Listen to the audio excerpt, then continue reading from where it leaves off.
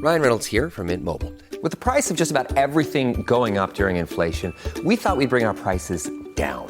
So to help us, we brought in a reverse auctioneer, which is apparently a thing. Mint Mobile Unlimited Premium Wireless. How to get 30, 30, bit to get 30, bit to get 20, 20, 20, bit to get 20, 20, bit to get 15, 15, 15, 15, just $15 a month? Sold! Give it a try at mintmobile.com/switch. $45 up front for 3 months plus taxes and fees. Promo rate for new customers for limited time. Unlimited more than 40 gigabytes per month. Slows full terms at mintmobile.com. Jewelry can say many things on your wedding day. As a wedding band, it can say, "This is a forever symbol of our forever love." As a gift to your wedding party, it can say, "Thanks for standing up there with us." Blue Nile can help you find the piece that says it all and says it beautifully, with expert guidance and a wide assortment of jewelry of the highest quality at the best price. Go to BlueNile.com and experience the convenience of shopping Blue Nile, the original online jeweler since 1999. That's BlueNile.com. Yeah, there he is. All right, we're back, man. If you're a new follower, this is a show called Giving Flowers. We celebrating Chris Turpin. Internet kind of sucks. I've been frozen. Said I didn't have internet. Turpin's driving in British Columbia. We all know how good the internet is here when you're driving. I took the whack to Pollard. What? I took the walk. Poland. Damn. Jeff was fine. Jeff walked to Poland. Welcome back, Turp. Are you with us? Can you hear us good? Yeah, I got you 5x5 here. I'll be about 2 more minutes and I'll be home. Yeah, keep going, everybody. To fill you in, we were talking about an infamous switch to disaster Turpin did on the Mammoth down rail, and you were breaking it down, saying that it was a funny situation. Can you start from scratch again for us, please? Yeah, so that rail setup was part of the course for the Arage Masters. And it was like a pretty big contest at the time. And I showed up the morning of the contest after driving from Whistler to Mammoth. And I was so tired from the drive, and like my ankles were swollen. They barely fit in my ski boots. And so needless to say, during the contest, I skied like a pile of shit. And the sponsors at the time weren't really happy with my timing and performance. So I was like, the next day I went up to the mountain and was like, I need to do something to make sure I don't get in trouble for showing up late to the contest. And I remember eyeing this thing up from the chairlift being like, oh, this looks like a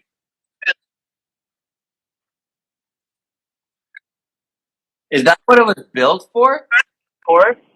So the gate was offset from the takeoff to the jump, and I would just like come through this little 5-foot opening at the gate, hauling ass, and then re-straighten myself back out to hit this jump. So it was like super awkward setup. And just started warming it up, and while I was warming it up, a few of the team managers came by, and they're like, yo, if you get this, dinner's on us kind of situation. And I was like, oh, this might save me from getting in trouble from yesterday. So, yeah, I started teeing it up. It took me about 5 or 6 drive-bys after going like through the gate, cut across, tee it up, and get the line straight and the timing down. And then, yeah, I just started going for it. And, yeah, I didn't realize how long it would last as one of the biggest gaps to rails. But I think what most people don't understand is the setup for it was just as gnarly as the gap itself going that speed. Wow. Someone tangented because they brought it up twice. They keep saying there's some big gap did at Whistler on a flat down bar. So, Did I? must have done a big one. Yeah, he did or I did? You did. Someone in the comments keeps bringing up the big gap you did in Whistler on the flat down bar. It was crazy. What about the Whistler gap, they say? But do you remember the old Whistler flat bar during the contest to be in the middle of the run? They had that with like a 10-foot down at the end for a while. And I would just, on a regular, just gap that thing. But I don't know. It didn't have the height that Mammoth Gap had. I'm at work, but had to stop by. Big up Weasel Loon. Flat to down. Man, you must have did something in British Columbia on that flat down bar because there's some people hyped on. don't even know what they're talking about. Yeah, it was like 30 or 40 feet maybe. Are you stopped? Yeah, I'm gonna run inside the house here, so it's gonna suck for a second. So I'll be right back. All right. All right, I'm in. I'm connected to Wi-Fi. I got power. Big things are happening. So are you on your little island, Wonderland? Huh. Not so wonderful. Jinxed.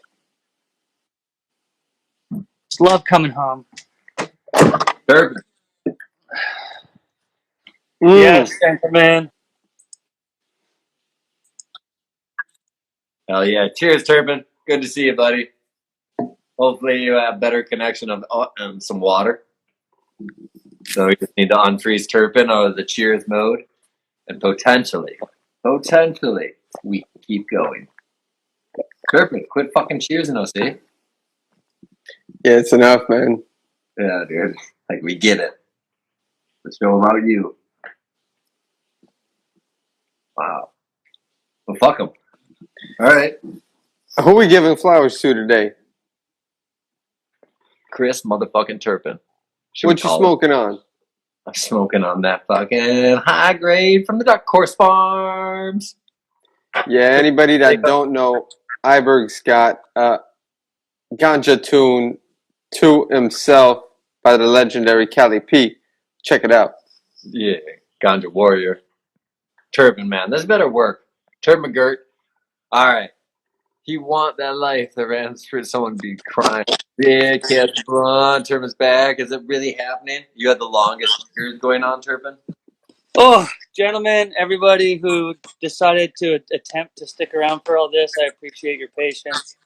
But we're settled, beer in hand, homies 5x5, everything's clear. The stoked people are here, Turpin, and now we can hear all the words that you say. Wow. And take everything I say with a grain of salt, okay? That's all right. We celebrating like this, making a pole spin. Oh, that was a thing back in the day, wasn't it? Yeah, but like you were never a mogler, so it was only okay for you to do it. Because if you came from freestyle background and did that shit at a big air event, you kind of were looked at weird. That's why you didn't see the moglers do that. I think it was also one of my first big nights where I felt like I did pretty good, and I was like, I wanted to let it out, you know? Hell yeah, by all means, do. So let's go back now that you got. So Turpin, we've had bad connection for the first half an hour. So this is round two. This is kind of the beginning. We're going to do a little history on Turpin from the beginning. So Turpin was a guy that was there kind of at the very beginning of our sport. Came into it with not a big ski background, and I want to let you take it, Turpin. Like, how did you find this awesome sport? Like, how'd you get involved? How'd you end up where you did? And then, because you were I didn't know anyone like you at your age, not being in skiing and then getting into skiing. Falou's the closest, but he was kind of older and still kind of in that world. Like, what's Turpin's story at the beginning? Where the fuck did you come from? So I left Red Deer, Alberta in '98 and decided to move to BC. Went tree planting for a season, and I was going to go travel Europe. And this guy I was working with, Mike Malo, she's like, dude, you got to go check out Whistler. And I was like, a resort town? This is a great idea. What a genius idea. So out of high school, tree planted for a summer, moved to Whistler, kind of bummed around for a while, got a job on the mountain. They put me in staff housing, and I had a Aussie snowboarder roommate and a French-Canadian skier roommate.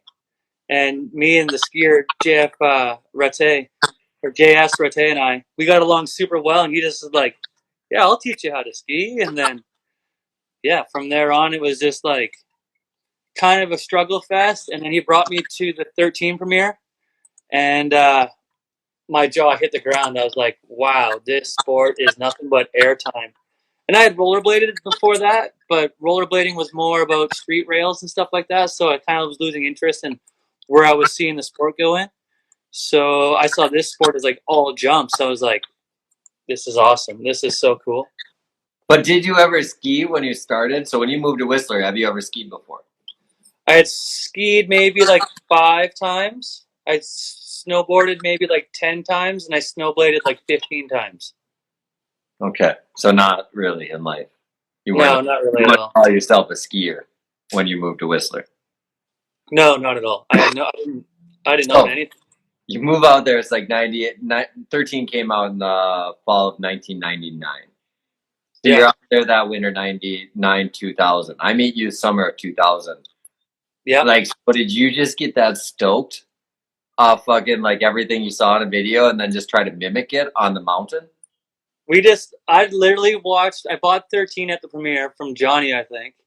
And I watched the movie in slow motion. Like, it was constantly JS and I were playing that movie in slow motion. 24, like anytime we were home, it was like, put it on, put it in slow motion. And we were watching what they're doing with their arms. Like, JF does still to this day one of the sickest cork sevens, where his arm throws like this, and it's shot from straight on. It gives like this really cool like corkscrew effect. But yeah, just watched it religiously. And the job I had at the time was I was working in the parking lot, parking cars. So I'd work from 5:30 in the morning till 9 o'clock, and the parking lots are full. Then there's nothing to do all day besides go ski until 2:30, when you just stand there and do this and be like, "Hey, see you later. Bye. Thanks for coming out." So my first season was like, I got pumped on skiing, and then this job allowed me to ski every single day from 9 till 2:30, and I just put like peanut butter and jam sandwiches in my pocket. And then when I found out you could ski on the glacier that summer, I was just hooked. And I think that season I skied over 200 days in my first season. You were in Whistler, but did you only do the park or did you experience skiing as well? I did everything. Okay. Definitely the park was better because I just wanted to catch air, and I didn't know about like side hits and cliffs and powder and all that. Like, I'd go out and enjoy powder turns in my park skis, but guys like Treadway and those guys who were around at the time were just like, "You're an idiot." Just big baggy clothes, twin tip skis, tiny ass poles, trying to learn how to ski pow.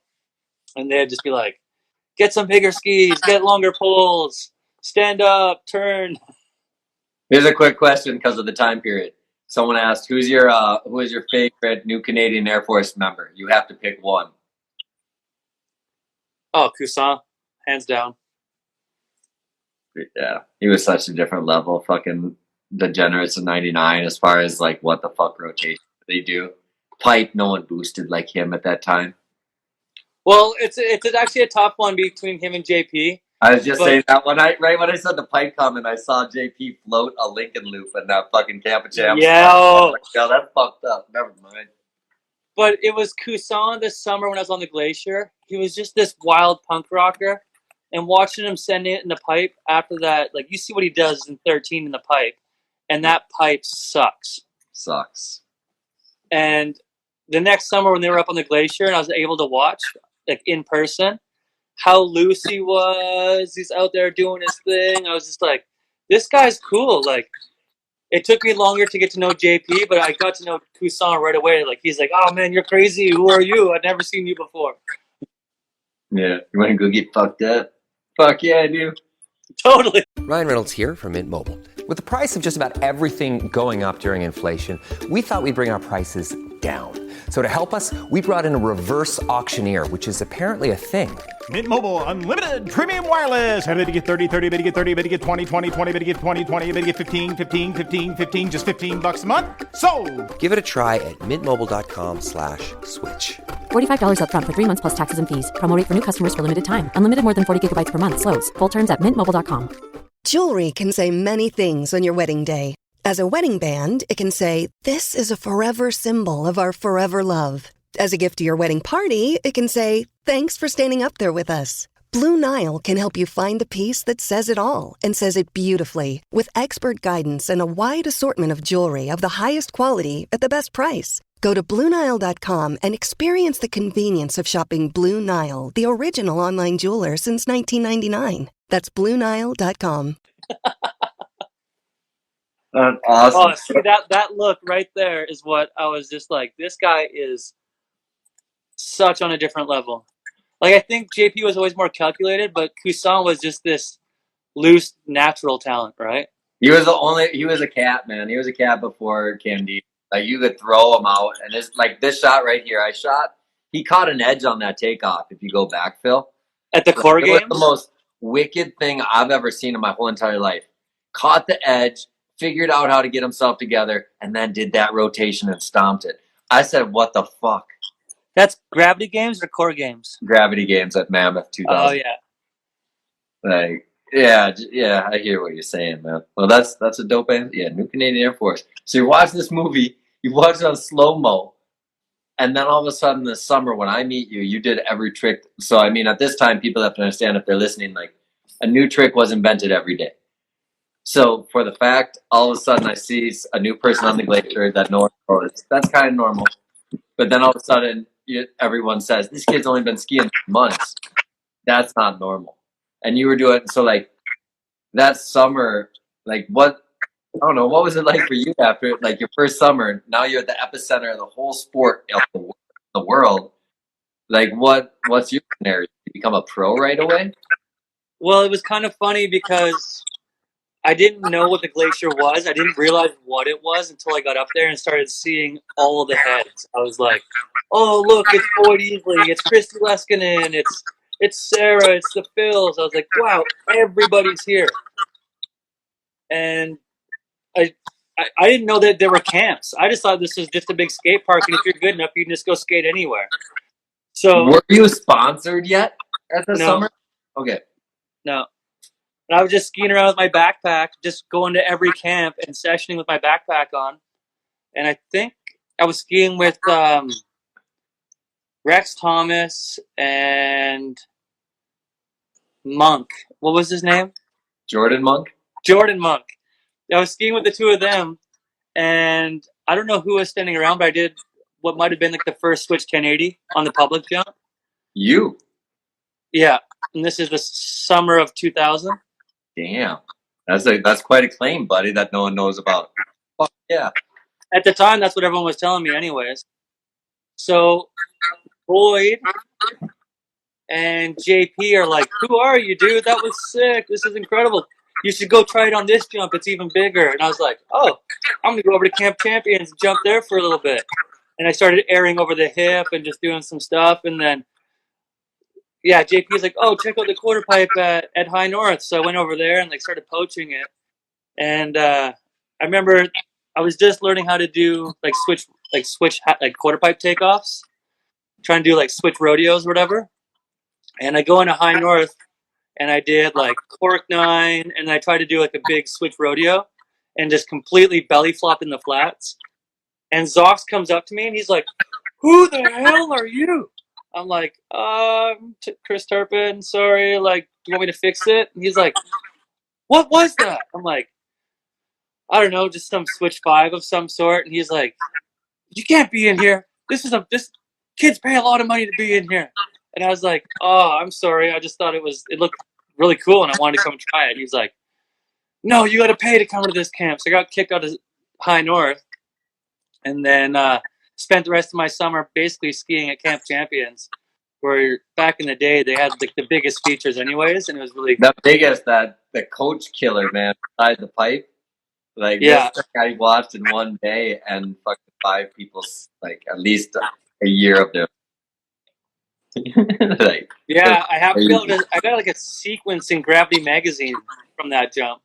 Did you land the sequence or did they cut the sequence out just when your feet touched? No, I was on fire on the coach killer, dude. Between alley-oop, like, because the way it was set up, I could just do like alley-oop Japans and back mutes on it, and it was just like, it was the bomb.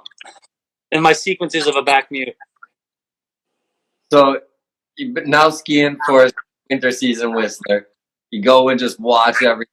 And now you're at a level of like the best in the world. Like, I can say it. Like, by that summer, like, I saw you do shit that no one else could do. So obviously you had your stamp. Like, do you get sponsors and shit then because you were the man that summer? So I ended up meeting Mark Abma that summer as well. And Mark's this like rough and tough. Everyone knows who Mark Abma is, or I hope they do anyways. I end up meeting Mark, and he's like this rough and tough Canadian dude who's like part-time moguls, part-time freestyle. And we started hanging out for a little bit and skiing together. And then he introduced me to Hide, who ran the whole Gravity team at the time. So it was Gravity clothes, Fisher ski boots, Scott goggles. There's a full Japanese sponsorship from head to toe. And so I meet Mark, and Mark introduced me to Hide. Hide gives me a couple pieces of clothes. We do a little photo shoot. And he's like, hey, do you want to ride? We can give you free skis. And I was just like, sure. And at that time, like, I was on pretty clapped out skis at the point. So I rode rentals for the first half of the year.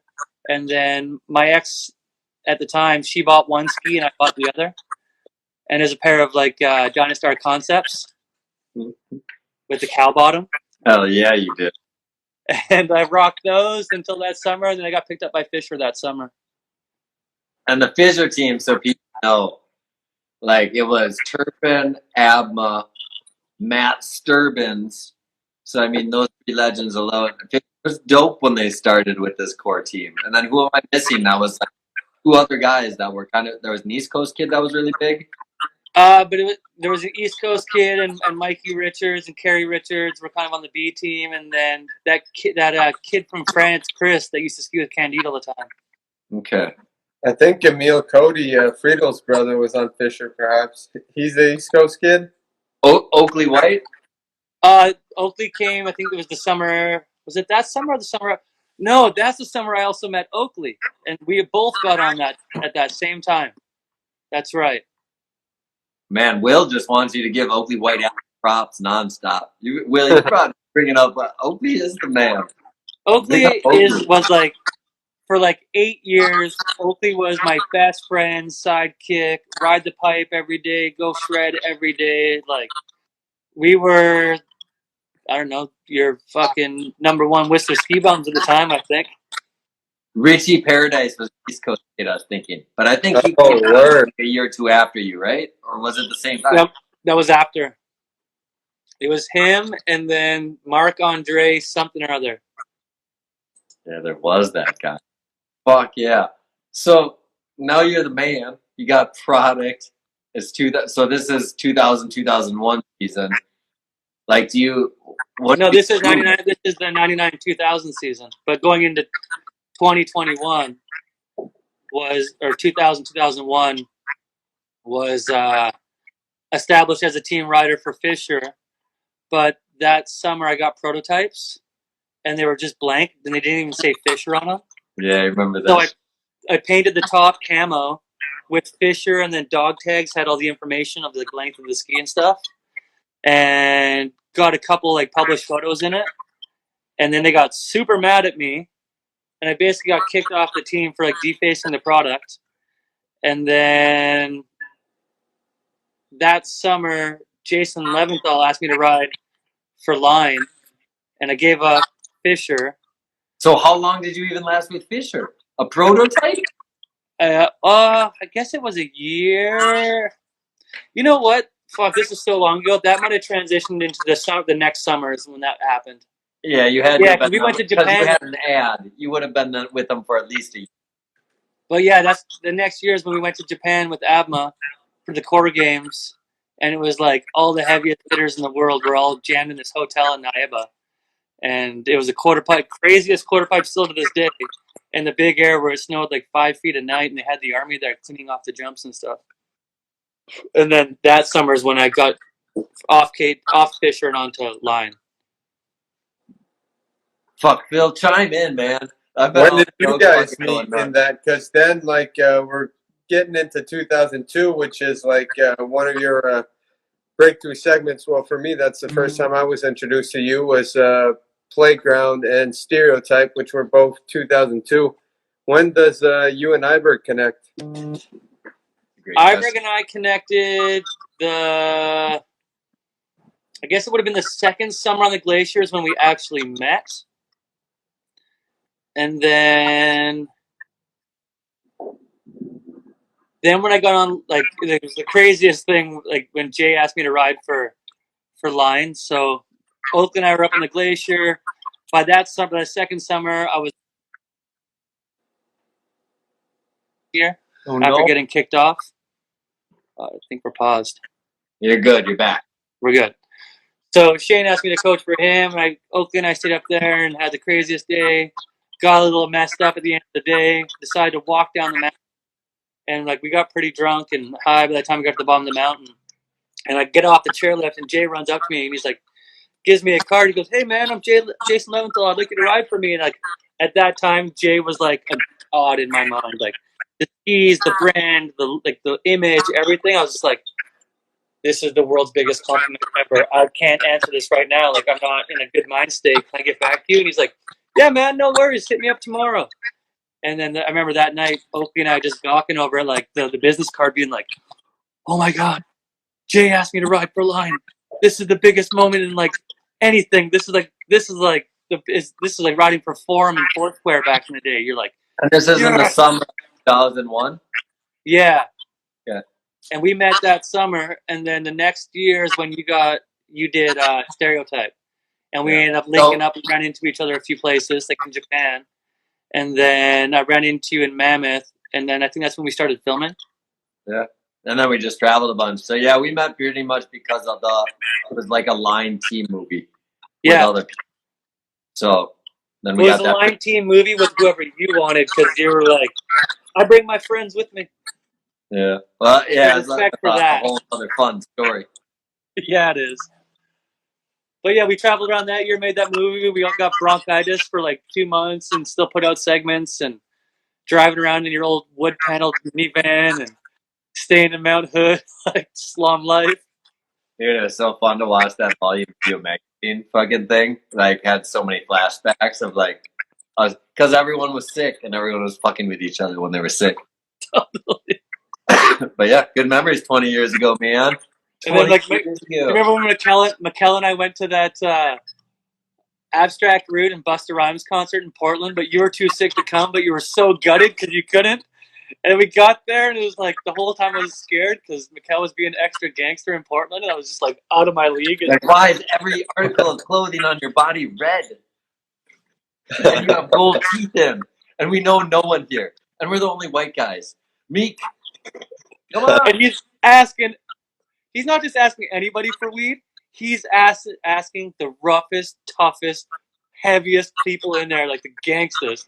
Yo, man, you got any weed, bro? Kel, this isn't our zone, dude. That was fucking awesome. It was loose and fun. Man, I look at the and time. You picked the song for Stereotype. I had nothing to do with that. Awesome. Yeah, that's what I thought. I thought it was on some sampler CD that I had. But Phil liked it. You showed me the rough cut of it, and I was like, whatever this song is, go with it. It's so cool. Yeah. I like the bass line. It bumps so hard. Let's jump into one of the clips of Stereotype that is like one of my favorites of all time. This Switch 7. Are you seeing this, Turp? It's WSI Switch 7. And yeah, that's what I was going to bring up before about a seatbelt. Is a seatbelt grab something that, like, do you think you did first? Do you ever see it before you? It was either myself or Nikki Adams who did the seatbelt first. Oh, shit. Shout out to Nikki Adams. Dude. Yeah, big up, Nikki. So, Nikki I think I might have been the first person to compete the seatbelt, but the rule back in the day is you had to reach over the knee for it to be seatbelt. You couldn't go like behind the leg. A question now that we see in contest that some kid asked earlier on: what was your first contest invite?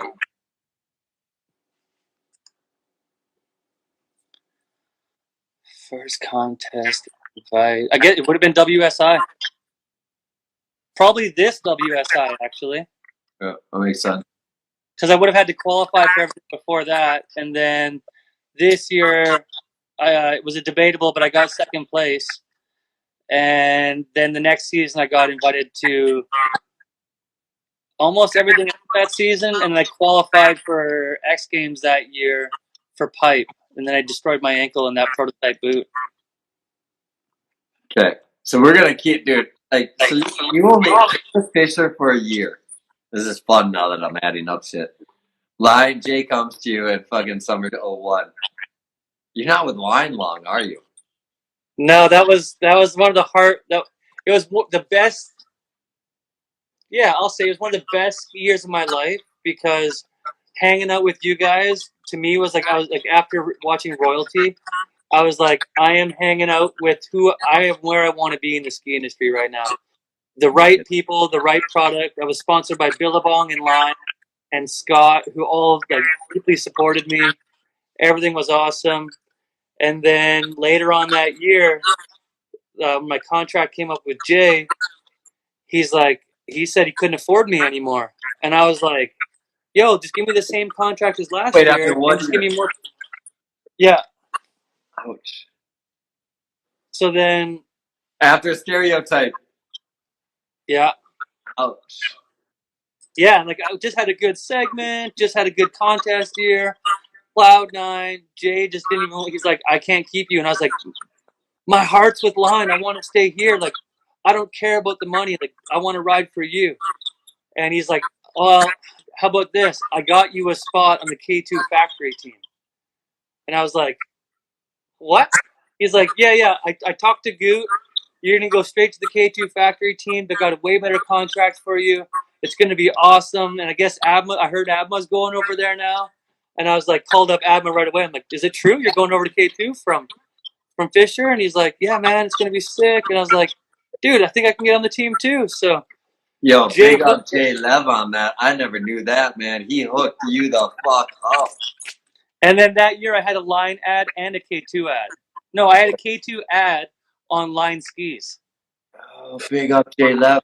Because I always bug out. I think of the fucking, like, I mean, it's like Seth Morris and Pat Fupas, Chris Turpin. You know what I mean? That's why I bug out that, like, you weren't a big known name, but you were always beside the biggest known name. I don't know. Pretty wild. Big up Jay, big up yourself, because that was wicked. But I also equate a lot of that to back in the day. I think the States had a lot of up-and-coming filmers, and Canada just had up-and-coming skiers. So we were never able to collect footage like the people south of the border did. Some kid just asked, hold on one second. Imaginary Trace, man. Call in and ask your question. If you're up that's time, man, Hunter. I want to see your face. I know you're as stoked as I am on ski. Call in, Imaginary Trace. You want me to call you? I can do it. I know this school follows your ass. Whoa, I see a 604 Jeep culture. Oh, Willie. All right, man. We're calling. There's, what is it, 5 in the morning for you, buddy? Answer the phone. Must be What a champion. Up for Turpin. Oh, he declined me. All right, dude. We can't, like, Phil can't go check out. Sorry to interrupt you. This is like Big to air me, the to person whoever that was asked. talking. This guy's like the most stoked on history other than myself I know of. Yeah, so then it was from Line to K2, and then K2 became this team that we were just Cloud9 cruising the world. Like, it was insane, actually. Pretty jet set team.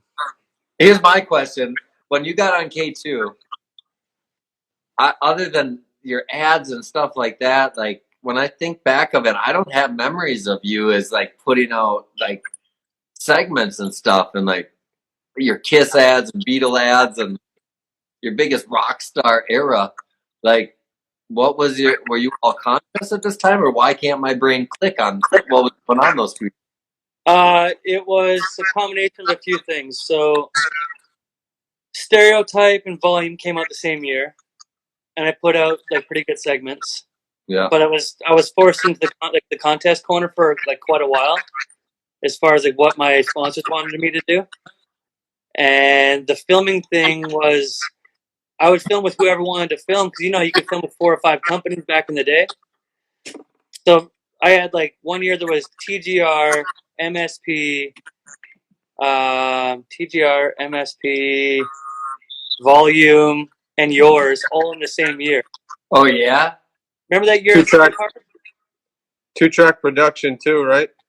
But that's what happened was all my segments afterward became like low budget film stuff. You know, like all like not low budget, but they were like the underdog films for the next couple of years that I was rolling with. And what were those segments then? What were the underdog films like? So yeah, there's Two Crack for a couple of years. But no, they weren't filming you when you were on K2. Yeah. Here's yeah? the segment he's on. Okay. K2's right now. Yeah, this one here. This is a full. Me and Paul Cotton edited this segment. It's a double song. The double song segment. Yeah, with Two Crack production. Ionika Mosey to close it too. This might be the longest ever clip of a line. Dude, that line, I think to this day, is still the longest slopestyle course in history, bud. Yeah, this shit is insane. That run went forever, man. It was amazing. It was But yeah, I kind of got stuck in, like, remember after Super Park? Like, I was just kind of on the up and coming with Fisher, and we went, Rex and Morrow drove me, like, they paid for me to come to Super Park, and I ended up gapping that huge table there. And the big hip jump as well at the flat spins with Tanner. Yeah. That kind of, like, cracked the egg when I had, like, segments with everybody. And then it was the Super Park the year after, transitioning from line to K2, that I blew my knee the first time. Okay, yeah, that's what happened. I remember that now. Yeah, I was trying to do those like flat back parallel blunts, chest to the sky 360s. And I just got a brand new pair of skis that day, and the bindings weren't set up right, and I blew my knee. Peter Olnick, bless his little heart and his red hair, saved me that day. Shouts to Pete Olnick, one name we don't hear so often anymore. No, we hear some awesome names doing these shows, Turpin. Just all the good old Yeah, they come out. Let's because it's this time period before we go further. Did you bring it up? Did you bring it up when my head might have been somewhere else? But did you guys talk 604 gym yet? No, we haven't. Okay, so that was something that like you and your crew created or something. Like and I know nothing other than y'all made T-shirts and shit. So T-shirts, hoodies, and do-rags. All 604 gym culture shit. What the fuck was it? So there was like, we had a house full of, at the time, like super heavy hitters. So it was like Dana Flair, myself, Ryan McKeeman, and then our friends like Trevor Corbett, Greg Campbell, aka Snot, Nate Loader. We were all roommates at the time, and we know people were just, you could not buy a shirt with skiing on the shirt. And we wanted to be known as skiers. So we started this little brand that had pictures of skiing on it. So you'd be like, oh, that's a skier. That's a ski shirt. Because like back in the day, like you could roll up on the mountain and I'd roll up to the lineup and I'd just scour tails. Twin tips. That guy's cool. Twin tips. That guy's cool. Because there was just so few back in the day. And it was just a way for us to kind of like label ourselves as the skiers at the time. Because everyone thought we were snowboarders. And yeah, 604 lasted a couple of years, and we basically just moved a lot of product during summer camps. Because kids, the same thing. Kids wanted stuff with skiing on it. They were eating it up. The sport was so young. Yeah, there was nothing at that time period that was for ski. Like that's why Line killed it. That's why Armada killed it. Like Armada killed it their first year just off sweatshirts and T-shirts because there was no one else off, and that was 2003. Absolutely. Like it's pretty wild to think. 2003. Like, yeah, when Armada launched, like. So oh yeah, I remember seeing Bornowski on the all blacked out version. He's like, "Oh, these are some prototype business." Dude, you're right there. That's it. Yeah. We got the other one. But the first one was all black and had no graphics. That is true, and it was stiff as fuck.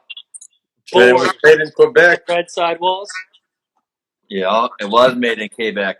What the Zoopla was the name of the spot, I think. It's gone far since. Dude, if we're only at 2003 right now, an hour deep, like what the fuck? We haven't talked about China. We haven't talked about Russia. What the fuck? Some other people were asking about weird shit. Someone asked me about what do you think about the quad backflip landed recently. I'm not even going to ask her, but I'm going to answer. I coached that kid, Connor. He's one of my. I actually coached that kid for a bit when I was living. All right, so I'm going to. Here's the answer. Frank Bayer did a quad in 1983. Yep. You better do something super impressive to top it. He did it off a 2-meter high jump. When you first showed me that Frankie Bear business, I was like, "This is insane." I haven't even. This is not Frankie Bear. It's just a dope Turpin trick. I'm pulling up a classic here. True nose. Ruski. Where should we tangent next, Phil? Man, what segment is this? This is from Beaver Tail. Yeah, there's some. That was a fun time. Yeah, this segment is dope, man. You start things off battling a tree like Mortal Kombat style. This shit is. And you had that sweet ice cream lollipop with the cherry on top. Yeah, that was a year before actually, but same video company. Yeah. Was that the Switch Hand? There it was. Yep, people say Jay Lev's in the chat. Hopefully you got his love before. If not, help yourself, Jay. We gave you the love earlier. And where he stands for skiing. Yeah, man. Man, my quad back. You found a quad back. Glitch. What do you think, Phil? It's cool. I know the kid. Whatever. Anybody doing stuff on skis is cool. I don't care the path. For real. But one thing that Turpin is notorious for is also visualization. I feel like you're a master at it, and you're also a master at teaching it. And you guys started some new techniques to teach kids. Iberg and yourself, can you tell us both about the trick list that you guys built for the D-Splash? I just found it on my hard drive today. No way. I got it.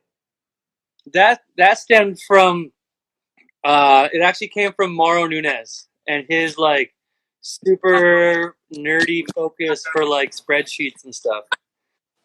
So back in the day, Mauro had this.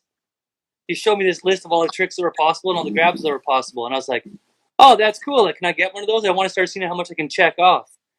So Mauro and I used to ski with these things in our pocket, and it'd be some crappy day, and you're like, "Let's go learn right side 5 octo or try." You know, like at least put some time in to try it so we can get a little. Leading Japan. What's that? Leading Japan. Whatever. It didn't matter. Whatever. Like, we just had every single trick and every single grab possible, and started to put what that trick might open for us or what it felt like, and then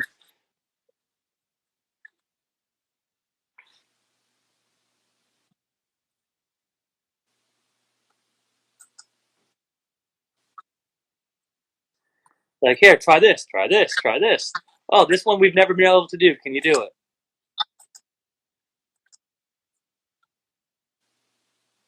Yeah, and our list, the whole idea why we did it together.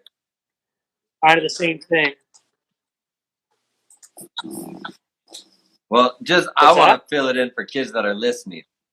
I want to say for kids that are listening why we developed it, but we expanded it. Kids in 2009 all wanted to do a double. So what Turpin and I evolved this trick list to was the idea to show how many tricks were possible without even a single flip. All different rotations and corks, front, left spinning, right spinning, switch left, switch right, leading grab, and reverse grab. And I think the list is about 5,000 fucking tricks without two. It's crazy how many they are. So kids that want to learn a double and you only know 2 handfuls of tricks, know that there's 10,000 tricks you can do before a double. And that's what that's what creates style, I think. Because it's once you learn all these basic things, that's why we had Dash on here.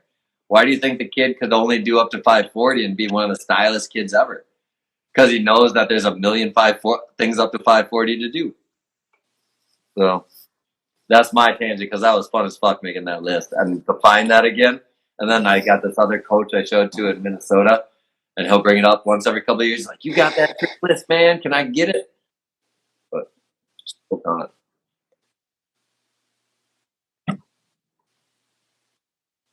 Turpin, you got bad internet.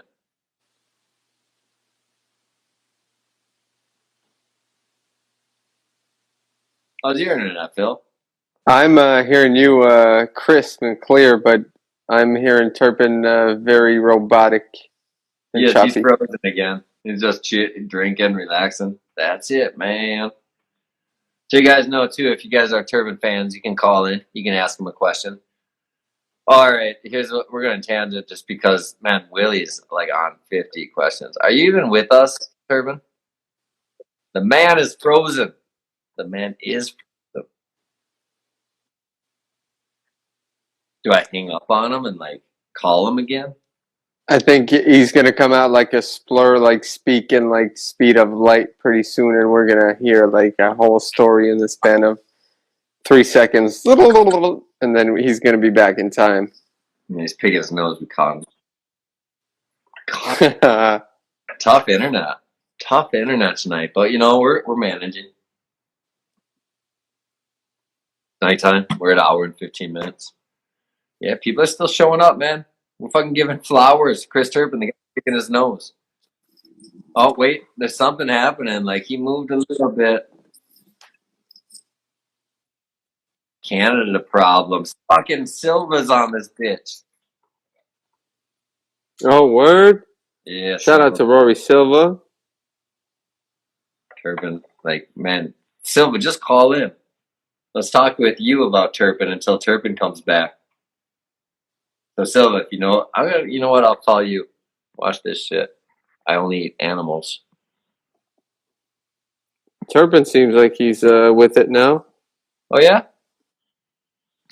How's that going for him?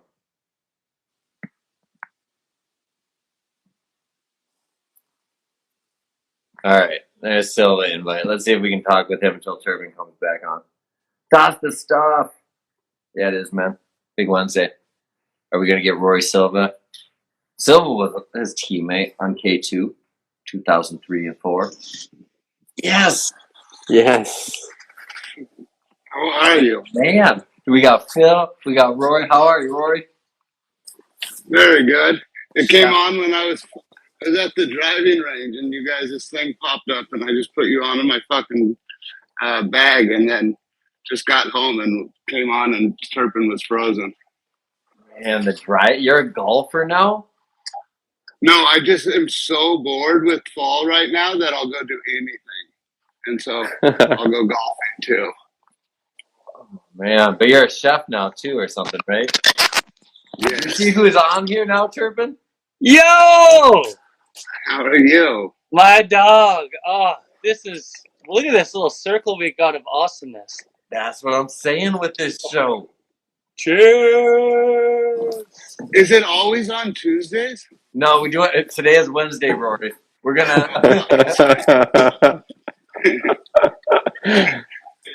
So yeah, we're gonna do. We always did Wednesday in the day, but now we started at nighttime on Wednesdays. Okay, can we get Omar on here? Get Tuffmeyer on here? Yo, get all the people. We're gonna do a show with Omar and Tuffmeyer because the Booze Boys need their love. Absolutely, dude. Those guys were. Abba and I used to always drive down to Colorado and stay with him and R.I.P. Murcon, but stay with those guys, Joe Valone back in the day. Oh, it was amazing. Yeah, fucking great. Yeah. We got questions. We even got nighttime thoughts on 2021 Knuckle Huck. Oh, we got Lotzi on here. Not the real Lotzi. Oh yeah. No way. Yeah, Lotzi Hawk, she on here. I see her. Wow, big up Lotzi. That's been about. You guys just have fucking. Sorry, I'm catching up. Do you guys do this every week? Yeah, every Wednesday. We fucking this week we're celebrating Turpin, man. We're telling him how dope he is. Do you have any cool stories about Turpin? Yeah. I think I was in Japan and when he was there for core games and met him. And I think I did all the K2 stuff when right before I stopped K2 was when Turpin showed up. That's right. That's when I found that giant mole, like that bulbous on your neck during the U.S. Open. Oh, that was the gnarliest story ever, though.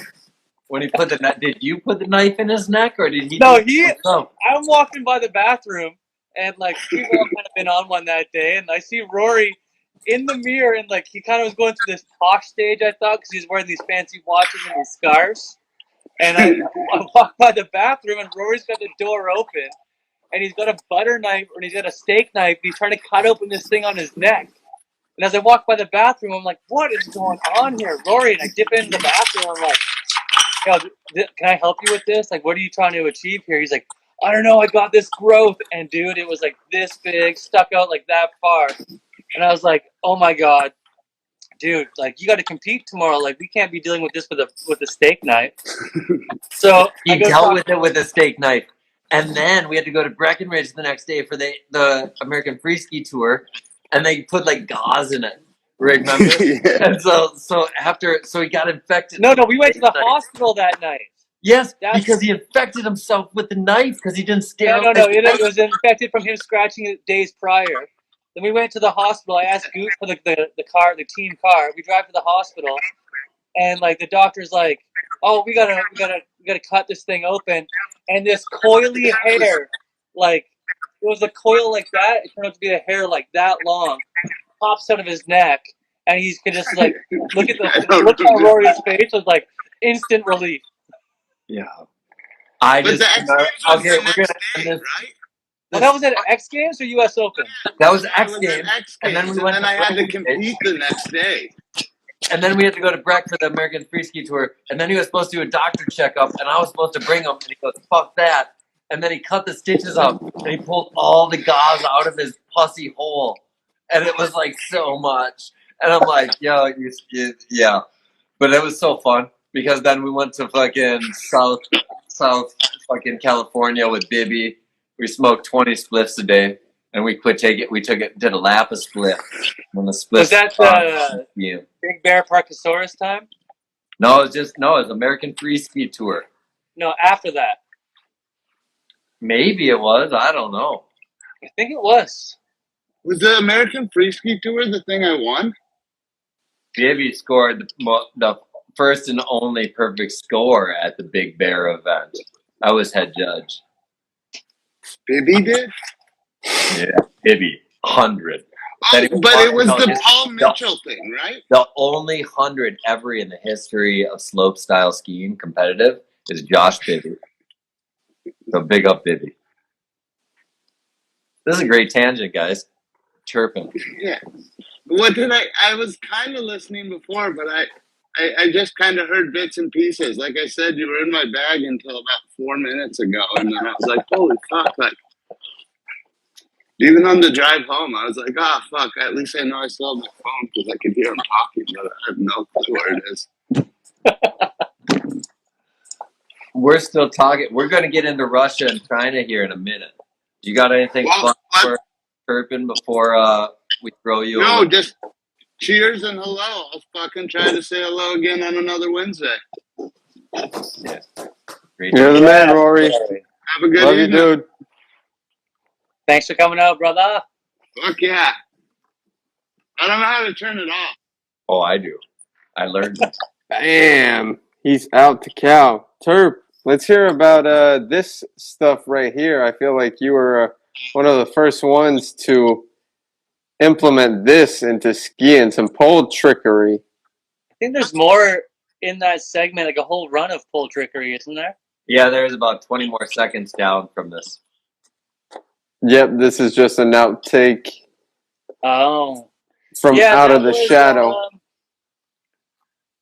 I think I just got, we were filming for Dendrite, Out of the Shadows, and I hit like this 70 or 80 foot cliff and kneed myself in the face.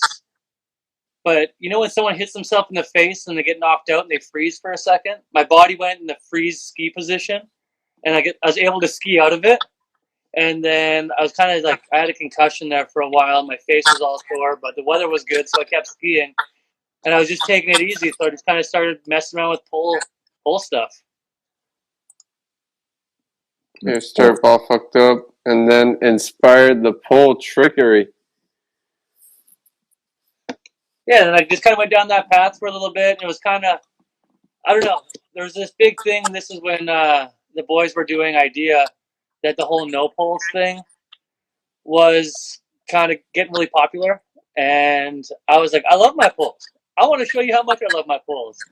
So I did that pulley pulley edit, and yeah, it was just kind of like not a fuck you to the no pole scene, but it was like just do you, I do me. I like poles, you don't, whatever. We're all just playing out here anyways, not saving lives. Holy, man. Nice. Your answer to no falls. I never knew. Fucking awesome. That is still one of the funnest realize things. the time, When man. you spear your pole like that and catch it and try and race and catch it, you can spend, instead of bombing down the hill to get home to your truck in like 10 minutes or like 5 minutes, if you just play the pole games on the way down, it can take you like a half an hour to get down the mountain sometimes. So fun. More time on the hill. Yeah, try that on your local skiers or people, but careful not to harp someone with it. Yeah, don't harpoon people and don't stay focused on your pole. Remember to look forward still. As a teacher, because Phil was saying before, like, like implementing trick lists, doing these like camps and teaching people things and all this shit, like something that you brought to the sport, like globally, was you went to Russia to develop that team for the Olympics, and then you went to China after. This is crazy to me. Like, I wish we had like 10 hours to talk about it, because to me, it's like the most fun thing in the whole entire world, where I think people could be very interested how it works because of our sport and everything. But like, first of all, I want to big up yourself for like going to places to teach them about what the sport really was, even though if it couldn't be like fully absorbed or allowed to be fully absorbed, like what it was. But at the same time, like you went out there and like, for sure, man, every kid you touched in Russia and China, like got to meet someone that had a love and passion towards what we all do right here. So like, even though some people do it through video segments, through coaching their teams, like, man, like where you went, man, I want to big up yourself, because like to bring it to Russia, to see what you did long term and influence it there, and then to see you even make the effort in China, man, like it was wicked. So I don't know, other than just big up you and like saying awesome job, like I'd love to talk about it. I don't even know where to start though. Like, like what was it? I guess the biggest thing, if you have something you want to start with, awesome. But like, I think the basic thing from everything I know from talking with you, like China and Russia, man, what would you say is the biggest difference of the free ski culture compared to everything you experienced previous to these two nations? Well, I mean, Russia and China from our own standpoint is like drastically different. That's why I want to talk, like it's right now. From one another is drastically different. Yep, that's too. So the whole Russia thing kind of panned out. Was I just did the Dendrite film. I was kind of like doing more free ride, switch. I was trying to focus on switch backcountry at the time. It was just my mission at the time, to ski all the peaks off of Blackcomb Switch and just, I don't know, ski the world switch at the time was my plan. And I was driving snowcats, and so I was like a week on, week off of grooming, and then it basically allowed me to ski every day, which was like what you need to be able to ski Switch Big Mountain. Yeah, then that weird moment when pipe and slopestyle became Olympic sports. It was like, oh my God, this is actually going to happen. We got people around the world that are going to be participating in this in the Olympic level. This is some crazy business. I started getting these emails from people around the world. Like, I don't know where they're getting my name from, but I guess looking back at it from, let's say, 2001 to 2010, nobody had really, there's only been like 5 or 6 of us who had been coaching the entire time, but also at the high level. Yep. So I started getting these random messages from countries all around the world about to coach their team. And then Russia sent me an email or a message on Facebook from one of their guys who kind of knew a little about freestyle skiing. He's like, hey, would you like to coach our country? And I was like, who are you? He's like, we're the host nation, Russia. And I was like, wow, that's good. This will be a cool experiment. Like, I'm gonna go for this one because this sounds cool. And yeah, they just kind of were like, they flew me down to Colorado for lunch, met like the minister of sport, had a meeting. He was like stoked right away. And then a month and a half later, or 2 months later, was like, pack up and move to Russia. Like, we're doing this full time. And I was like, all right. So I went from like kind of tail end skiing and grooming to all of a sudden changing to Olympic coach. And when I got to Russia, I realized that it was a very new sport there. Like, we're talking super new. And maybe 15 kids actually participated on their own outside of like programs and stuff, or mogul skiers that knew about it were trying it. Yeah. To get there, and they gave me this team of like 50 or 40 people, and they're like, oh, this is the half pipe team and the slopestyle team. I was like, whoa, like this takes 2 coaches to do. So they're like, do you know anybody? And I just called up, Mauro Nunez was like, yo, do you want to come to Russia and help me like coach this team? Because I can't be in both places at once. I need someone I trust to like work this system. And yeah, Mauro came out, and then we split the team up into, like, we kind of decided who he wanted and who I wanted. We split the team up into 2, and then for the next 2.5 years was getting those kids as caught up as they could for the and get as many points as they could before the Sochi games. And it was cool because they weren't kids, they were young adults between 17 to 25, and they all kind of had some sort of skiing background, whether it was moguls or aerials or whatever. And they were genuinely stoked and knew what the sport was. So that was like pretty cool. But they all wanted to know, like, do you know Johnny Mosley? Do you know? I'm like, man, do you know Kingsbury? It's like, yeah, but you're close, just the wrong sport. Yeah, Like, so they were still freestyle under their umbrella there. We're a different sport than those guys. And they're like, oh, cool, but it's the jumping part, right? Like, yeah, we just do all jumping. So it was fun. So you got to hang out with young adults who kind of spoke broken English, understood a bit of the culture, but also because their age, when we were at contests, we were able to like go out and mingle in the evening with other athletes and riders. So it really helped them like kind of mingle into the industry, right? People started knowing who Daniel Kelichev was, and people started knowing who this kid Anton Gilabov was, and all of a sudden these guys started getting recognition in Russia for their riding. Yeah. So it's really cool. Because when you were over there too, like even like street skiers came out. Like, right? There was 1 or 2 guys like right when you went over there. Like all of a sudden they like started to put themselves on the map, and I was like, all right, sick. Like Tall T Inspired did a collab with the Russian national team. That was like awesome when we did that. You got to teach them so much culture as a national team, where normally a Western society country takes the culture away.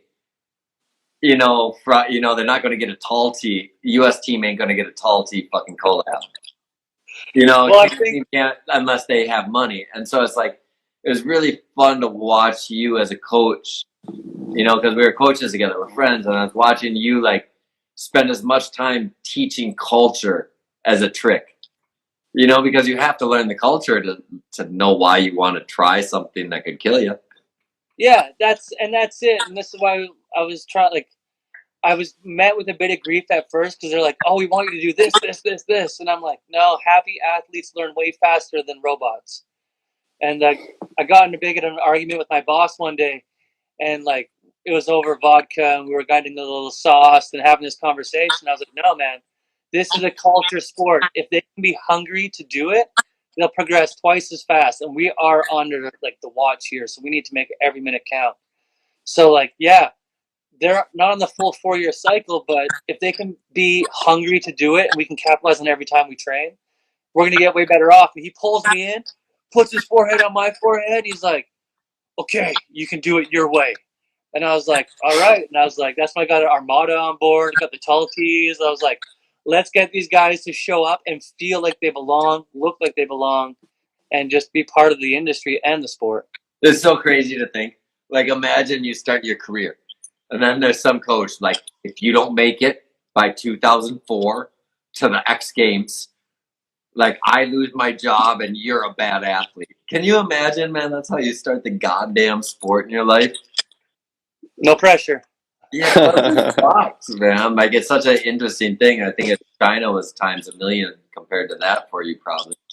But like, so Russia was also cool because the internet there, they could look up they could look up Google, they could look up new schoolers, they could be a part, like anything that we told them to look up, like follow Phil, follow Inspired, follow these things, these people. Henrik was like on a tear at the contest at the time, so it was like follow Henrik, follow these people, and they're my friends, and like I'll introduce you to my friends, and it'll be awesome to take the pressure off. So that part was super cool as far as being able to share the culture side and allow it, but they also knew they could follow it, so it made it easy.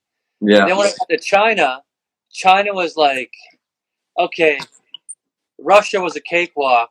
Now you're part of the military, and this thing is these kids can't even look up freestyle skiing on the internet.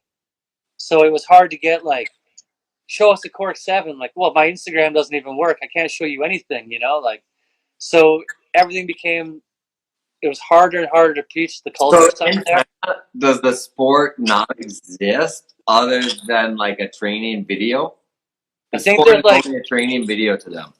There's like 3 or 4 guys at Nanshan, just outside of Beijing, that are like they're self-made, so they can afford to ski, and they're between their late 30s and 50s, and they just ski the park, and they're like they can do backflips and they can do cork 5s and stuff. But they're self-funded, but most of the country has no clue what freestyle skiing is. And that changed. I remember that's changed right after because of that girl this last year. Because of Eileen. Yeah. No, I'm asking that's gonna. The question. Do you think they know actually now, or can they learn about it more still? Oh no! Now it's like probably one of their proudest sports at the moment. Because they're supposed to win all the aerial stuff, but they didn't. That's why they kept aerials for the Chinese games, which I think aerials is done now, or one more. Yeah. And it put them on the map as being a powerhouse under the Chinese flag, with Eileen being on the team. So it kind of really opened up that, hey, here's something, and we're good at it. So all of a sudden, that part of the sports foundation, like the Olympic umbrella, now that part of it gets a lot of money because they're doing really well at it. But man, I would love to do like a fucking 5-hour show with you on this. Like, it'd be so fun. Like now, so with China, where they're just developing winners, they have an American girl that came over there and like showed them what it's like to be free. Does that, like, she's teammates with these kids, right? not really. Like, and someone's saying it here, like, yeah, we're not twisted. We know Eileen's American. She didn't learn to ski in China. Yeah, for sure. So, like, we all know that part of the story. But, sorry, what was your question there? I was just curious, like, because now she went to the Olympics, right? She made the sport big. So all of a sudden now it's like the biggest sport in China that the world says, wow, that's what they're good at, right? That's what gives them a world thing. Wouldn't you, if you're a teammate, see that she's a model, see that she travels around, seeing she has culture, seeing she has 2 passports, seeing like they gotta see like some culture of awesomeness. But the culture there is like, she's Chinese, so they're just like, she's one of us. We can, if she can do it, we can do it. So it raises that like internal pride because she's Chinese. Yeah.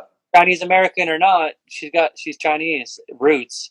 But what do you think that does for the kids? Like, does a kid want to all of a sudden now do more than just be a gold medalist?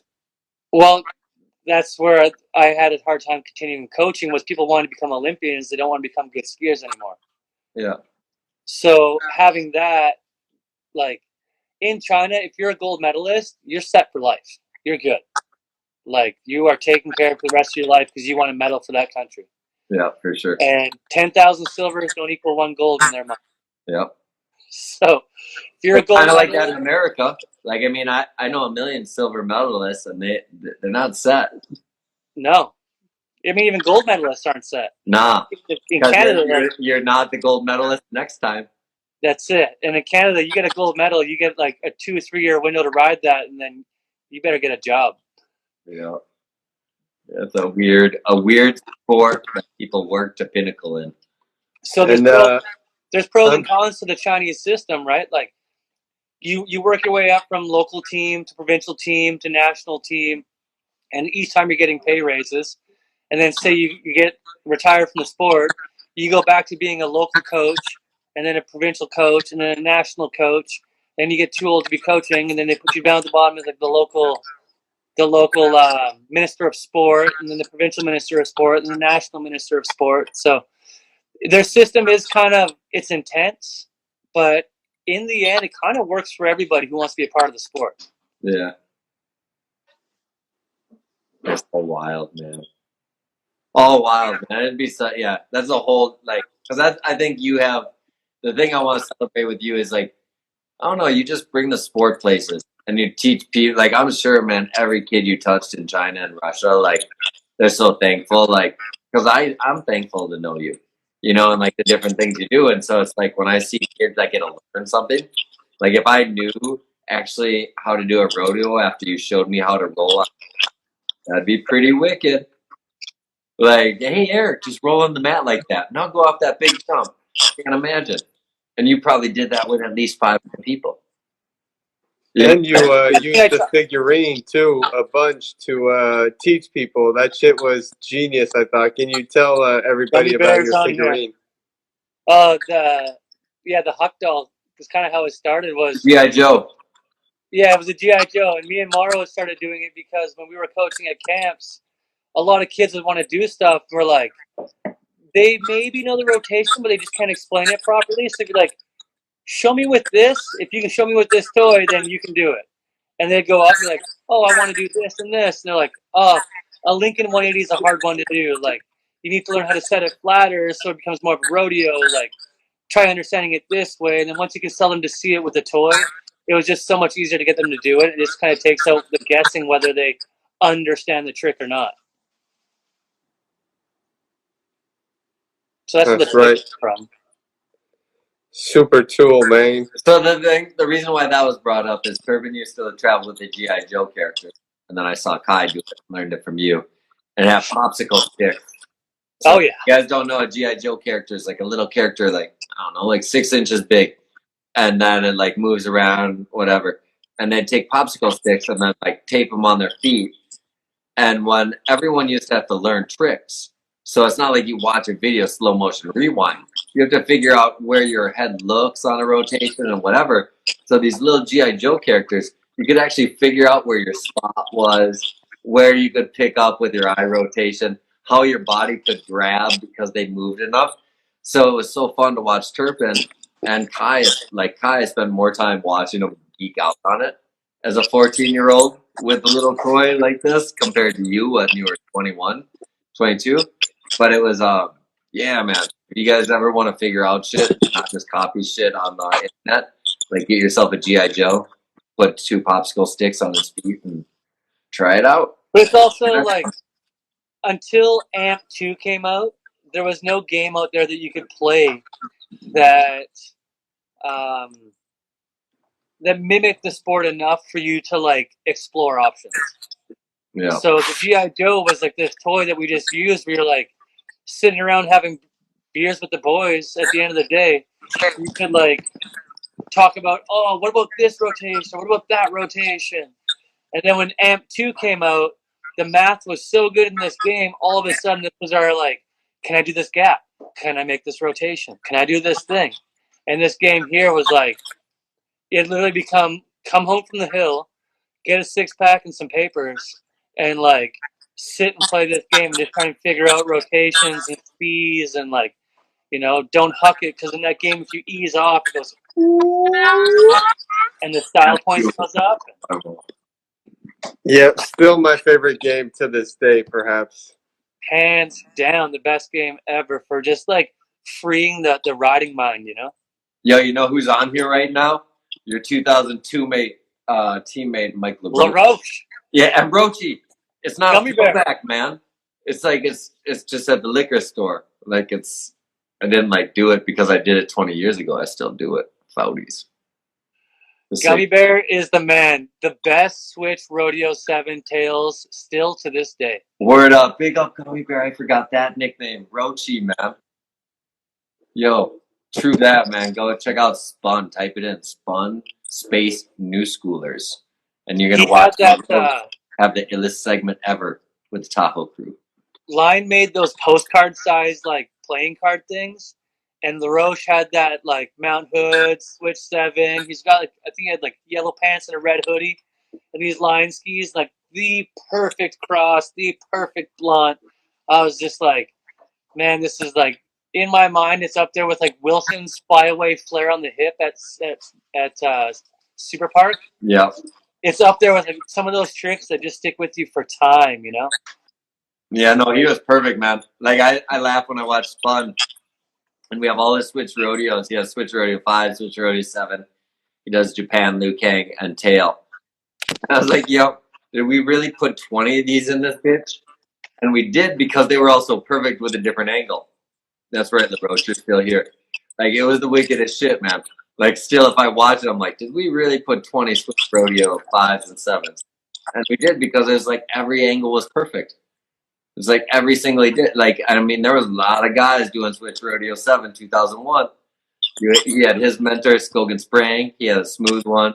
You had Tanner fucking busting out winners every weekend. But Rochi, you had the best. Why we have them all in that movie. Someone's asking what my best trick of all time. I'm like, my best trick of all time is just my switch pipe hits. Like, I still love doing it. Like, I've been working on the zero spins when I was down in New Zealand. And then best trick of all time would have to be Candy 13, this caddy cork 7, and he loses his pole. He wraps it around his wrist and then re-grabs it right in front of him. Like, it's a nerdy moment, but wait, this is Rochi? No, it was somebody else. DB something or other. Oh, this is your favorite trick. Yeah. Sorry, I'm trying to keep comments at the same time as listening to you. Doesn't work. Damn. Here we're going to get to a moment that we want to talk about. It's at the end of this edit. And Turpin, for people who first to do the doubles and also the first to attempt the triple on skis here in Whistler. When was this, Turpin? I don't know. I think B. Paul was like 18 when he made this edit. This was summer 2009. Because you broke it. It was the first summer of D-Splash when we were head coaches. And then he came with Buster. Iberg knows. Accurate. And I showed up all broken. Because Sammy, to put it in reference, Sammy did his the next summer. So this would have, like, that's why it's so dope, because if you landed at one, it would have been a year before Sammy did his. Yeah. And so this turned out to be, I was just starting to groom, and I understood a lot more about grooming. And then John let me be, I was head park builder and like in charge of the park crew that summer. So I just wanted to build like the perfect jump. And we nailed it that year. And I think everybody in the industry was learning new doubles like every day. Like the sport changed because of that jump right there. And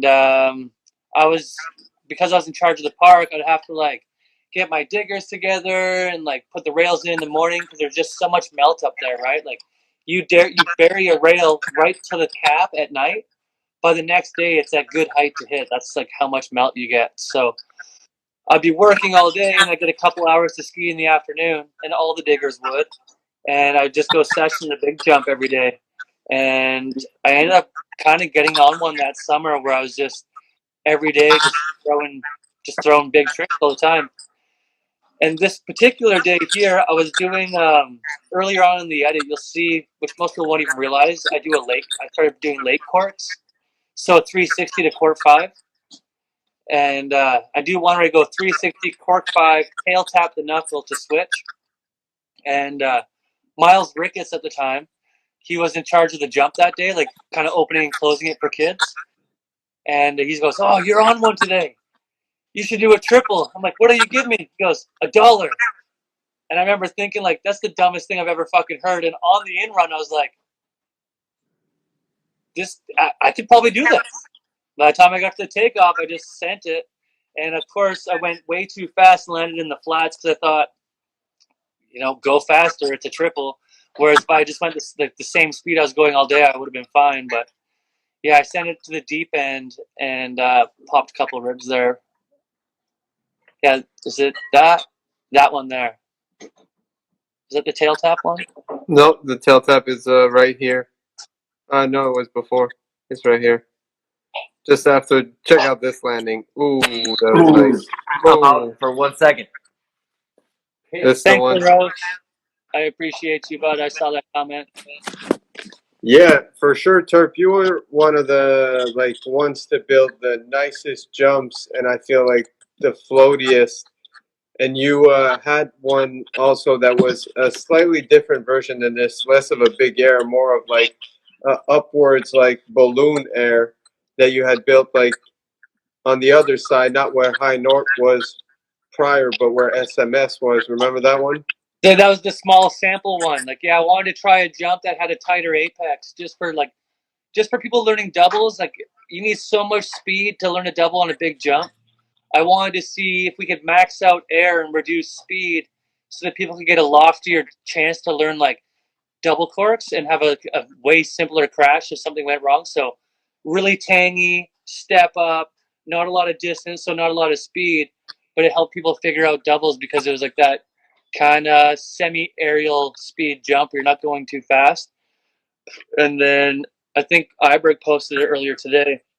There's this shot where we built the big one to see if a big one would work. And it was going all gravy, but some kid buckled on the takeoff and landed in the flats. And then that jump got shut down. We went back to the normal lofty table we know now. And Iberg posted on the Inspired Media, I assume. Yeah, I was on your story today, the really big A-frame step up we built. Yeah, I do that triple that goes dub flat to cork 7 almost. I probably should have went cork 7. Man. Yeah. Yeah, this jump here, that's the big version of that tiny jump you're talking about. Okay. Yeah, I was trying to figure out what you're doing when you see you come out of this second flip. I'm like, oh my God, he's going to do a hand plant to his head. No, I was trying to play on the triple realm because that jump was you could belly flop the landing and it didn't hurt. You could just literally try anything. So I was kind of digging to that triple world a little bit. Damn, triple world, man. Triple world. Turpin, we setting records, man. Yeah, for real. Setting records. We could keep going for hours. 18th show, we never hit the hour 50-minute mark. How long are we? Hour 50, man. That's why I had to pee for the first time. That was the first time I ever had to take a break from the show. Well, I guess maybe that's why not so many people knew me, is because I spread myself. I had my fingers in a lot of pots, I was working on grooming and building jumps and coaching and skiing for myself. And I don't know. As Cousin always said, I was too pure for the sport because I was always just doing it for my own reasons.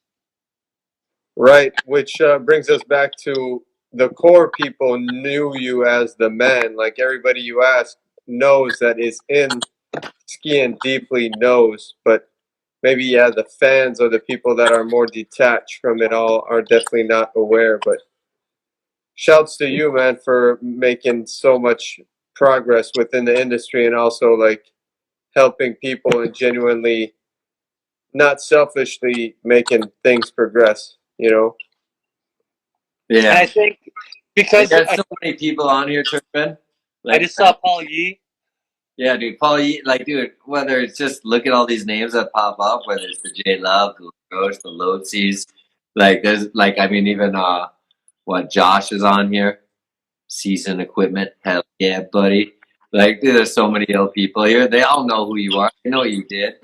Everyone, I don't know. It's just so fun, like to always have you a part of the sport. Like my whole career, you were there. So it's just like, even though like we worked together once in 2002 for a movie, we did so much shit together.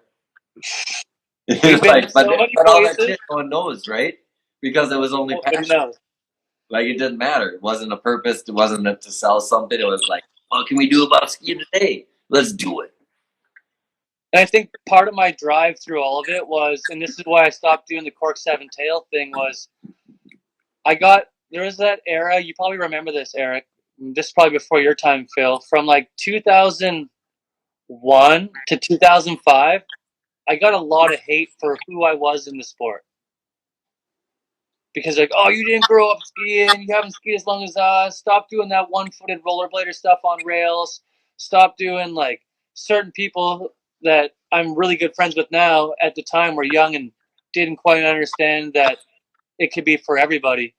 Hated on me hard. Like I almost fought a bunch of people in the industry hand to hand because they thought I was like, quit doing that rollerblader 1-foot stuff, or quit doing those wacky grabs or whatever.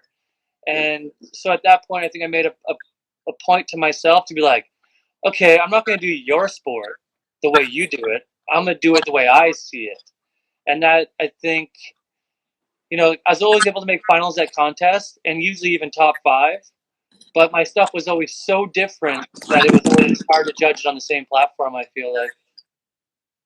Yeah, no, it definitely stood out. Always different, man. Oh, Like, that was a wild day. Like a good example, like how it was different, like and what it was fun. Because one of the things, like one of my biggest memories is you showed up at Super Park. I think it was 2001. I think it was 2001, and it was your first year, like second winter, right? And your fucking Tanner was doing the left side hip, and he was doing his flare mute or flare tail, and then you go out and you bust or like a flat tail. And no, flat spin safety suicides. You were doing, but then you did kind of like the exact same thing. And I was good friends with Tanner, and he came, and he's like, "Why is he biting my shit?" And I was just like, "Yo, that kid like has been skiing for a year, dude. He just like watched you and learned from you. Like he learned that because you can do that." And I remember bugging out as a young kid because I'm like 21, Tanner's like 17. He's all pissed. And I'm blown away by who the fuck you are. And like, I was just like, wow, that's the biggest form of fucking like, like you're the man, dude. Like he just learned that from you visually, not by watching a YouTube video, but by being physically present. So like, that was something that I was amazed. Like you could always watch and then your brain, like a lot of people visualize, but you were able to use the physical visualization and do it right after. You didn't have to visualize 10,000 times. You saw it once, and then your body knew how to do it. It's fucked up. Yeah, and especially if I saw it actually in person, it made it even easier to mimic it. That's what I'm saying. I saw that multiple times with that Super Park. I'm year number 2 of skiing. There's a clip, and I don't know if it's in TGR or Murcon's film. But do you remember at the bottom of Super Park, there was that crazy-ass channel gap step over? So you'd hit the big table, you start at the top of the mountain, you hit the 120-foot table, and then after the 120-foot table, there was that gap over the ravine, step over. Yeah. Somewhere, I just seen a kid do this the other day on New Schoolers or like some sort of steezy skiing Instagram page, whatever it is. Does a Branny pole drag over the knuckle. You did? And I was like, oh, I got a shot of this from like 2001. Like, I love how kids these days have no idea what's already been done, Yeah, but that's why it's like, that's the point of this whole show is just like, in skiing history, it's never been talked about. Because history is not good, like Rosno is a 120-year-old company owned by 50 people that all lost money. Like, so it's not really cool to learn history or like whatever. And so like, hopefully with this show, like you understand, like I always loved the freestylers that came before us, moguls, aerials, and ballet, hot dog guys before them even. And so it's like now, like we're seeing like so many legends that 20 years deep, whether it's Tanner, Candide, Pollard. Like, there's so many guys, man, that lasted 20 years plus. And you're like, you better know why. Because the industry doesn't, they don't pay them like legends. You know, so if the industry doesn't support them, Look at like, Abma. why is a kid going to care? Abma's been a pro freestyle skier since '98, and look at MSP's film last year. Like, the guy is a beast and has the biggest heart for the sport, man. Like, look at guys like Candide. Same thing. He's been pro since '97. Yeah. Still such a big heart for the sport. And I had a message from Candide the other day. Like, it's so crazy that guys like Mark and Candide don't cross paths more often. Or even like all of us from the old days. Well, the thing is, why you guys are also awesome is because you're individuals, right? Every single person influential created their own lane, right? Like Phil, like think about this, like with Inspire. Inspire is a great example because, like, think of the lane Tanner created, the lane Henrik created, the lane Phil created, right? Like, you know how much it takes it takes a whole company to bring people together. And then, like, the force projects and then a person and whatever. And so that's why it was so fun, because you could make people work together. But, like, the reason why you guys don't really cross paths is because, like, dude, you're focused on being fucking awesome. You know, like, it's really, unless you have someone be like, you're awesome, we all need to be awesome together. Like said, no one, unless it's a team manager with a budget. So it's true. That's why. But big up Mark Abma too, man. Like, and that we're gonna get him on the show too. We talked about that because exactly, he's been around for like everyone, like, man, 20 years. Imagine this, man. Year 2000. Can anyone in the year 2000 name the dopest skiers from 1980, or in 1980? Was anyone dope in 2000? Now in 2022, how many dope people are still dope from the year 2000? It's crazy. Like, Blake will always be dope. Yes. And, like, he's one of the few, like, but he always prided himself on not being, like, an industry guy. He's like, I'm just Glenn. Fucking dude. Woo! And then when I saw Gold Marlon Square for the first time, I was like, and got to live with Glenn in the RV that year, I was just like, this is the craziest, wildest, dopest human I've still ever met to this day. Ever. Big up Glenn Flake, man. Like, the original fucking, like, because the whole reason too is, like, so if any kids are watching this and you really want to know, like, how do you make it? Be your own person, create your own lane. You know, like, because why? Like, everyone was a character. That's why so many people are around. Seth Morrison, there's a character. That's why we all know his name. Jay McConkey. Yeah, McConkey. Like, Wayne Wong. We can go forever. B-Dog. So, you're triple cork and you're going to win shit. But I guess, I mean, somebody mentioned here something else. Like, I'm really thankful to have ever had skiing because it allowed me to become a professional skydiver. It allowed me to become, it's where I am now in stunts. It's where, like, because of skiing, it showed me a different light on the world that I could really, like, shine on through other activities as well, you know? Yeah, man. All right. So I got to thank skiing for that. Because Turpin's so awesome, if anyone wants to call in now, yeah, we're going to do Bushfield for sure. We're going to get Bushfield and Biolo because, you know, Loose Cannon Playa's got to be represented. Rest in peace, fucking McMurray. Like, yeah, bro. We're going to do some fun stuff. Turpin, I can't believe we talked for 2 hours. But I could talk to you for 10. And it's still like, miss you, my friend. Max just made a nice comment. People have been giving so many nice words. Like, thank you, everybody. Like, I don't know. I just look back at skiing and just think of it as, it was such a wild ride from the time we went through, from, let's say, 2000 to 2020 myself. Like, so many crazy experiences of sharing the sport around the world and learning how to share the sport from guys like Glenn, like, from the little things about doing those big circles, holding poles, to teaching people to ski switch all around the world. Like, it's given me so much, and I'm so thankful for it. Skiing's pretty fucking wicked, man. I gotta meet you. Gotta meet fucking Phil. Phil, I'm so bummed. Like, I took over this whole fucking show. Like, goddamn, miss you, Turpin. Like, I miss you too, brother. I miss the hell out of you, man. And I'm glad your family's looking beautiful and strong. But Phil, why don't you step in here for a bit? Why don't you and I chat for a bit? Oh man, I've just been digging, listening to you guys, and it's just so nice to.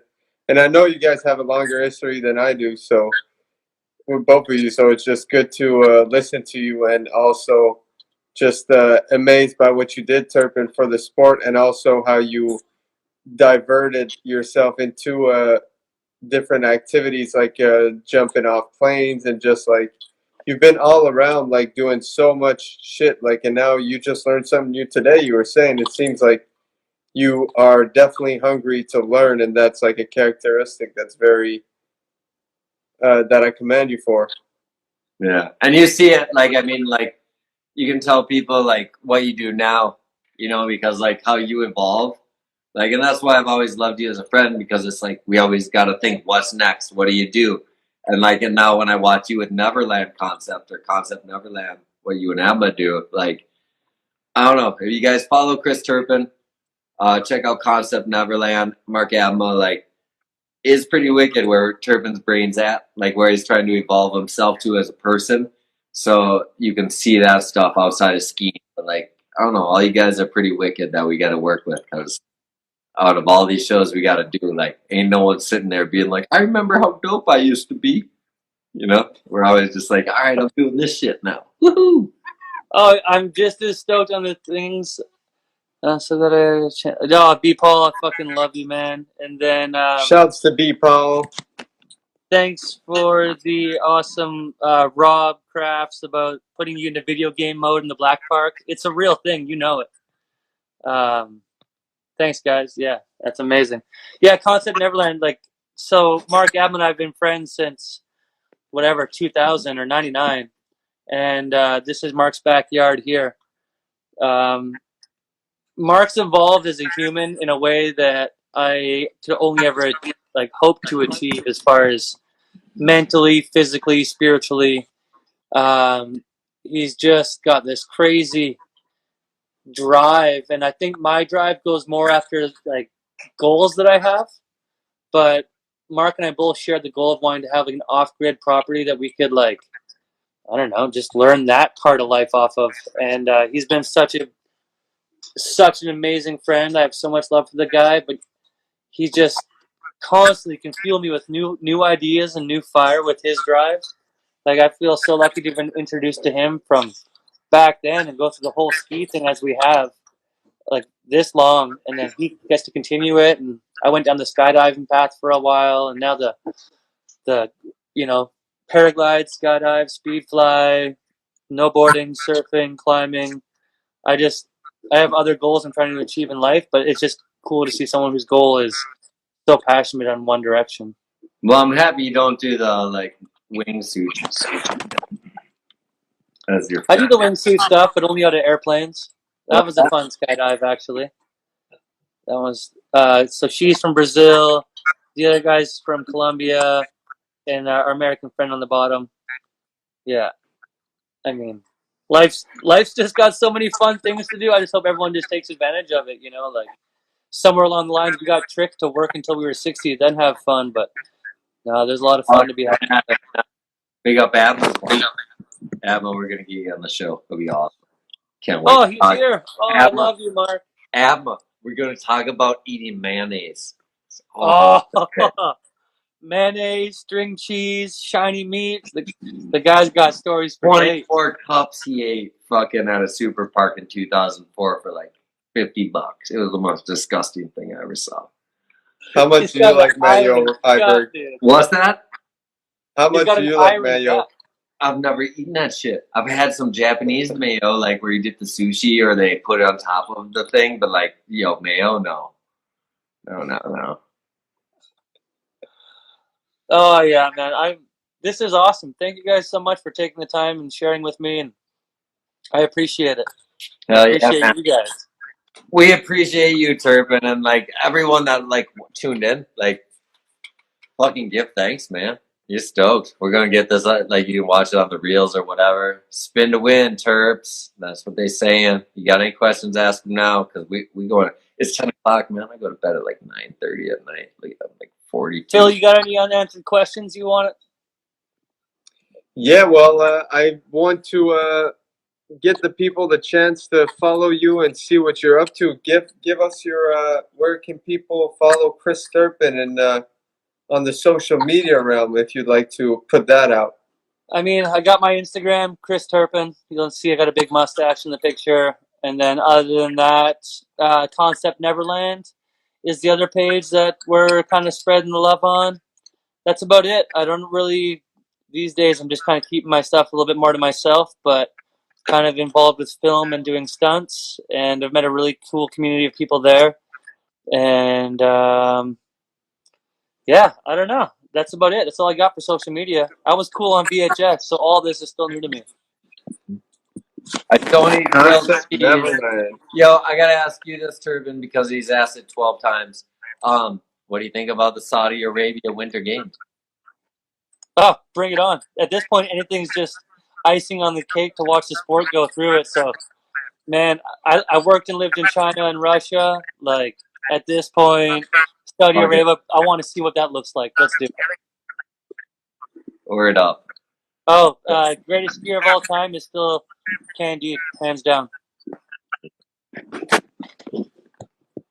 Can't argue with that. Well, shit, man. Is this VHS rules. That's true. What else we got? Lotzi, thanks for all your beautiful, kind words. I appreciate you. Yeah, you're amazing, Lotzi, that you hung out on this. Big up watching a new schooler's fucking Casabon Turpin feed at this time. Willie, if I landed the triple first, I'd probably still be where I am at today. Which I'm thankful for everything I've ever had. So it's awesome. Thought you'd be rich. Rich. I am rich. I am so life rich. It's incredible. Yeah, it is confusing once you get outside of skiing how many people think rich has to do with money. It hurts your head. Thanks, Tree Fort. Love your guys' stuff. You guys are amazing. You guys have really done a cool little niche in the industry. Best party. Oh, I think it was. Do you remember that Dew Tour when the remember the Dew Tour parties? We were in Sun Valley, Idaho, and Mike Atkinson was hosting. He was hosting the house as like the introducer, and he introduced me to the Roots because I had like a really good line on product at the time. He's like, "Hey, why don't you come hang out with these guys?" And yeah, I got to spend an evening partying with the Roots and just like broing down with them hard. And I mean, that was a pretty amazing moment. Partying with Crichton back in the Snow Jam days was also pretty impressive. We used to hang out with Rozelle and Supernatural and see who could find the best buds around. And yeah, those were incredible parties, actually. We need Crichton on here too. He's having a Yes, you do. Rozelle, he's beatbox, huh? Yeah. I gotta cut it short. I'm gonna pass out. I mean, fuck, it's 11:10 for fucking Phil. 11:11, dude. East Let's get Coast. the digits right.